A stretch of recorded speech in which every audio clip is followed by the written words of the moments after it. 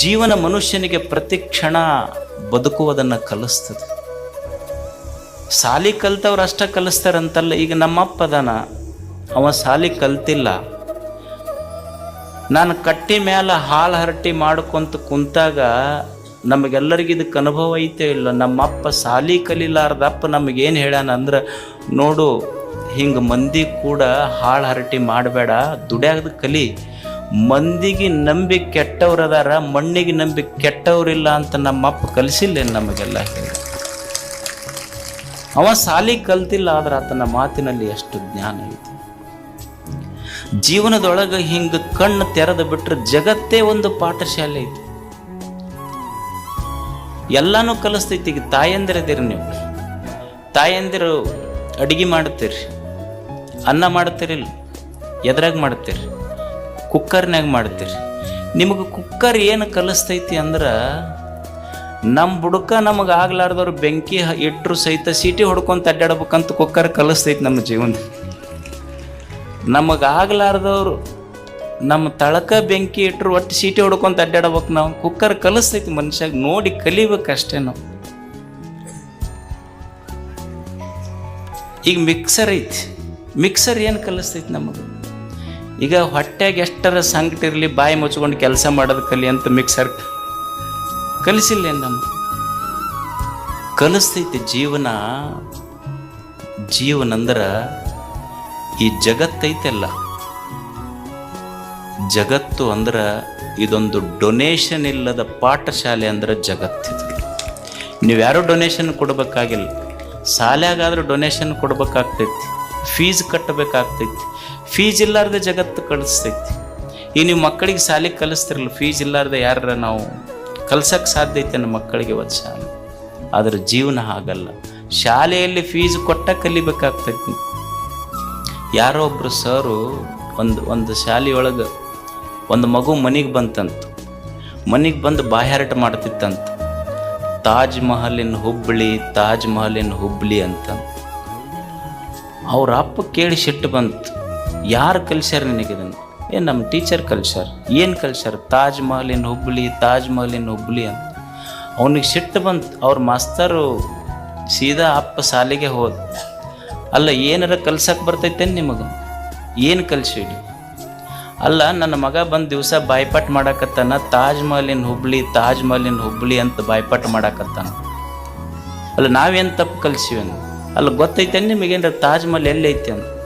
ಅಲ್ಲ, ಇವತ್ತೊಂದು ದಿವಸ ಅವ ತಪ್ಪು ಹೇಳ್ಯಾನ, ತಾಜ್ ಮಹಲ್ ಎಲ್ಲೈತಿ ಅಂದ್ರೆ ತಾಜ್ ಮಹಲಿನ ಹುಬ್ಳಿ ಅಂತ ಹೇಳ್ಯಾನ. ಅದಕ್ಕೆ ಬಂದೆಪ್ಪ, ಸಾಲಿಗೆ ಫೀಸ್ ಕಟ್ಟಂತ 10 ಸಲ ಫೋನ್ ಮಾಡಿ ಬಂದಿಲ್ಲ. ನೀ ಫೀಸ್ ಕಟ್ಟ ಮಟ್ಟ ತಾಜ್ ಮಹಲ್ ಹುಬ್ಳ್ಯಾಗ ಇರ್ತೈತಿ, ಕಟ್ಟಿಂದ ಆಗ್ರಾಕ್ ಹೋಗುತ್ತಂದ ನಾವು.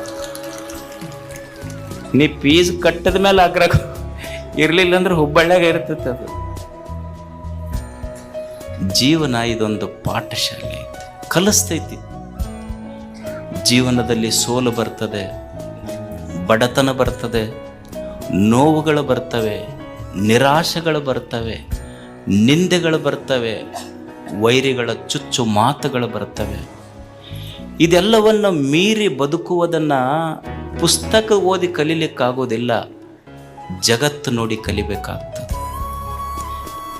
ಇವತ್ತು ನಾವು ಅಂತಿರ್ತೀವಿ, ಏನ್ರಿ ನಮ್ಮ ಕಷ್ಟದ ಕಾಲಕ್ಕೆ ಯಾರೂ ಆಗಲಿಲ್ಲ, ನಾವು ಎಷ್ಟು ಮಂದಿಗೆ ಆಗಿದ್ದೀವಿ, ನಮ್ಮ ಕಷ್ಟದ ಕಾಲಕ್ಕೆ ಯಾರೂ ಆಗಲಿಲ್ಲ ಅಂತ ನಾವು ಭಾಳ ತಾಪ್ ಮಾಡ್ಕೊತೀವಿಲ್ಲ.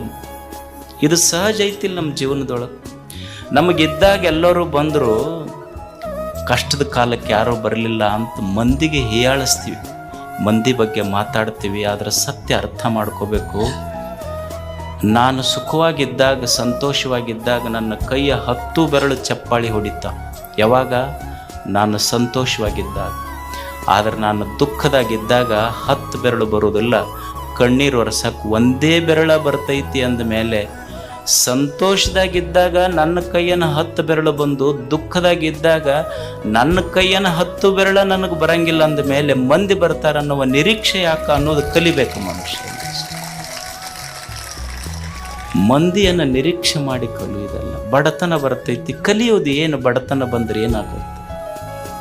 ನಿನ್ನೆ ಹೇಳ್ತಾ ಇದ್ದೆಲ್ಲ, ಮನುಷ್ಯನಿಗೆ ತುಂಬಿದ ಪಾಕೆಟ್ ತುಂಬಿದ ಜೇಬ 100 ಆಟ ಕಲಿಸಿದ್ರೆ ಖಾಲಿ ಜೇಬು ಜೀವನದೊಳಗೆ 100 ಪಾಠ ಕಲಿಸ್ತೈತೆ ಅಂತ. ಅದನ್ನು ಕಲಿಬೇಕು ಮನುಷ್ಯ. ಸ್ಟೀವ್ ಜಾಬ್ಸ್ ಅಂತಿದ್ದ, ನೀವೆಲ್ಲ ಕೇಳಿರ್ಬೇಕು ಹೆಸರು, ಸ್ಟೀವ್ ಜಾಬ್ಸ್. ಅವ ಹೇಳ್ತಾನೆ, ಮನುಷ್ಯನಿಗೆ ಜೀವನದಲ್ಲಿ ಹಸಿವು ಮತ್ತು ಬಡತನ, ಹಸಿವು ಮತ್ತು ಬಡತನ ಏನು ಪಾಠ ಕಲಿಸ್ತಾವಲ್ಲ, ಇದು ಯಾವ ವಿಶ್ವವಿದ್ಯಾಲಯವೂ ಕಲಿಸೋದಲ್ಲಂತ. ಅಂಥ ಪಾಠ ಬಡತನ ಕಲಿಸ್ತದೆ, ಇರ್ತದೆ. ಏನು ವೈರಿಗಳು ಬರ್ತಾರೆ ಜೀವನದಲ್ಲಿ, ಇರುವುದಿಲ್ಲೇನು?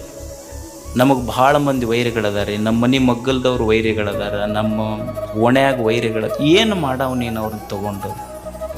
ಅಲ್ಲ, ಕಲಿಬೇಕಾದದ್ದು ಏನಂದ್ರೆ, ಆತ ಒಬ್ಬ ವೈರಿ ಅದಾನಂತ ತಿಳ್ಕೊಂಡು 100 ಮಂದಿ ವೈರಿಗಳದಾರ ಅಂತ ತಿಳ್ಕೊಂಡು ಏನು ಹೋಗಿ ಅವ್ರು ತಲೆ ತೆಗಿಯೋಕ್ಕಾಗತ್ತಾ? ನಮ್ಮ ಕಲಿಯುವುದೇನು ಜೀವನದಲ್ಲಿ ಅಂದ್ರೆ, ನನಗೆ ಭಾಳ ಮಂದಿ ವೈರಿಗಳದಾರ ಅಂತ ತಿಳ್ಕೊಂಡು ಹುಡುಕ್ಯಾಡಿ ವೈರಿಗಳ ತಲೆಯನ್ನು ತೆಗೆಯೋದಲ್ಲ, ನನ್ನ ತಲೆಯಿಂದ ವೈರಿಗಳನ್ನು ತೆಗೆದು ಬಿಟ್ರೆ ಅದು ಜೀವನ ಸಾರ್ಥಕ ಅಷ್ಟೇ. ವೈರಿಗಳನ್ನು ತೆಗೆಯುವುದಲ್ಲ, ನನ್ನ ತಲೆಯಾಗಿಂದ ವೈರಿಗಳನ್ನು ತೆಗೆದು ಬಿಡೋದಷ್ಟೆ.